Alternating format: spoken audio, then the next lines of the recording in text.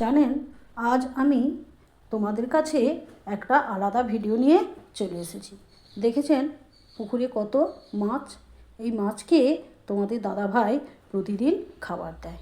মাছগুলোর সঙ্গে তোমাদের দাদাভাইয়ের এতটাই আত্মার সম্পর্ক যে উনি যদি ঘাটে পা দেয়, সেই পায়ের শব্দতেই মাছগুলো ঘাটে চলে আসে। আবার যখন খাবার বের করবে ব্যারেল থেকে ওদেরকে দেওয়ার জন্য, তখনও এই মাছগুলো একদম ঘাটে চলে আসবে ওই আওয়াজ শুনে যে আমাদের এবার খাবারের টাইম হয়ে গেছে, আমাদের এবার খাবার দেবে।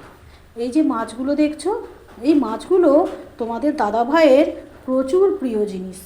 ধরতে তো দেবেই না, আর কেউ যদি ধরে একটু রাগারাগি করে। তো প্রতিদিনই নিয়ম করে উনি সকালবেলায় মাছগুলোকে খাবার দেয়।